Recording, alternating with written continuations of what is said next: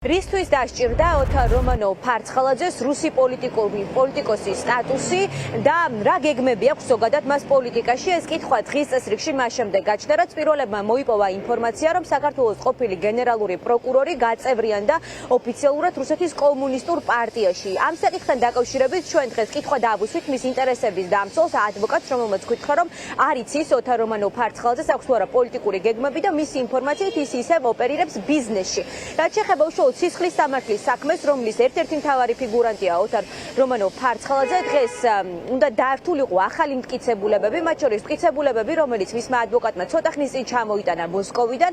ეს არის გამოკითხვის ოქმები ოთარ ფარცხალაძის გარემოცვის წევრების, რომლებიც ამბობენ, რომ ლევან ჯანგოლაძესთან ოთარ რომანოვ-ფარცხალაძეს არანაირი დაპირისპირება არ ჰქონია და მას არ ჰქონდა მოტივი, რომ მისი მკვლელობა დაეორგანიზებინა.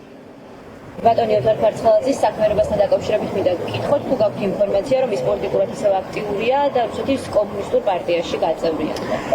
ჩვენთვის ცნობილია, რომ ოთარ რომანოვ-ფარცხალაძე არის ბიზნესში, მისი პოლიტიკური აქტიურობის შესახებ ჩვენთვის ცნობილი არა. თორმე საბანკო გადარიცხვები ადასტურებს თორმე ოთარ რომანოვ-ფარცხალაძის ბრალეულობას ამ უმძიმეს დანაშაულთან დაკავშირებით, რაც რბილად რო ვთქვათ, რომ ეს არის სამართლებრივი ბელეტრისტიკა, ბრალდების მხარე თავის ეგრეთ წოდებულ პატაკებში სხვადასხვა ფორმით, სხვადასხვა ფორმულირებით ცდილობს სასამართლო გარკვეულწილად ეჭვის ფორმატში დააჯეროს, რომ რაღაც გარკვეული სახის კონფლიქტური სიტუაცია იყო ამ ადამიანებს შორის. კონკრეტულ შემთხვევაში დაცვის მიერ წარდგენილი ინფორმაცია ადასტურებს, რომ არანაირი სახის კონფლიქტი, დაძაბულობა, არანაირი სახის ბიზნეს ინტერესები, არანაირი სახის ალკოჰოლი თუ სიგარეტი საქმეში არ ფიგურირებს და ეს არის პატაკის ავტორის მიერ გარკვეულწილად მონაყოლის ზღაპარი ოთარ რომანოვ-ფარცხალაძის მიმართ მიმდინარე სისხლის სამართლის საქმეზე ოქროს მოწმებად წოდებული ორი რუსეთის ფედერაციის მოქალაქე იძლევა ირიბ ჩვენებას, რომელიც თურმე საუბრობს გარკვეული სახის კონფლიქტზე, აღნიშნული პირები ბრალდებულნი არიან ცრუ დასმენის მიცემასთან დაკავშირებით. გამოძიებო ორგანო იმის ნაცვლად, რომ არ კვევდეს ეს მართლა ხომ ასე არ არის, კბილებით იცავენ მიკულსკისა და ნარცისოვას. ბრალდების მხარის ვერსია არის ანულირებული, გაცემტვერებული, პატაკი და პატაკზე წარმოდგენილი ინფორმაცია რამდენად აბსურდულია. სწორედ ამას ადასტურებს იგივე ირაკლი უსოიანის გამოკითხვა, რომელმაც თავის გამოკითხვის ოქმში აღნიშნული შეაფასა როგორც სრულ აბსურდად.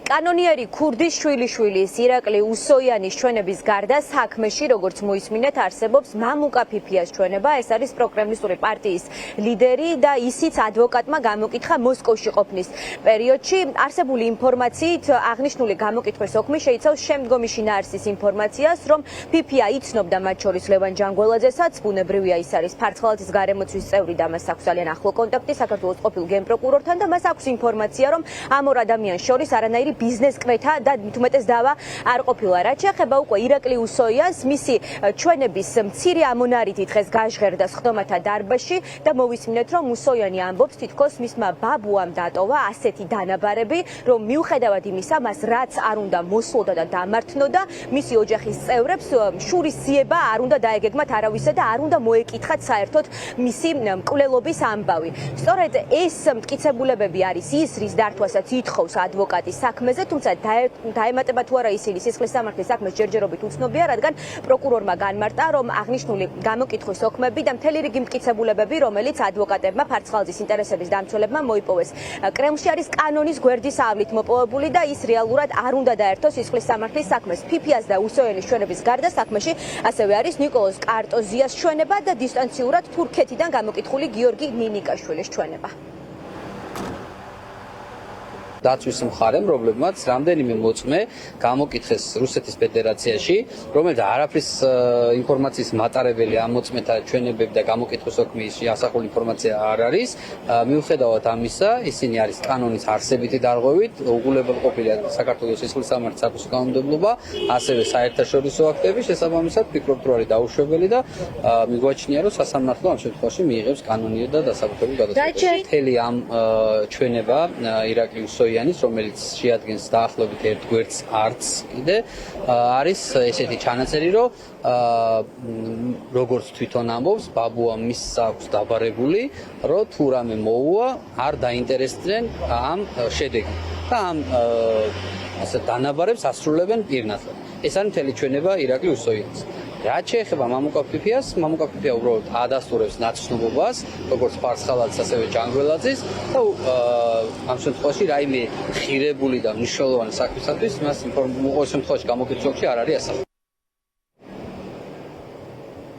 ადვოკატების მიერ მოპოვებული მტკიცებულებების გარდა დღეს სხდომათა დარბაზში განსახილველი თემა იყო ასევე პროკურატურის მხრიდან მოპოვებული მტკიცებულებები, რომელიც არის ოთარ რომანოვ-ფარცხალაძის გადარიცხვები, საბანკო გადარიცხვები და ასევე სატელეფონო ამონაწერები. ესეც და ასევე ადვოკატების მიერ კრემლში მოპოვებული მტკიცებულებები დაემატება თუ არა საქმეს.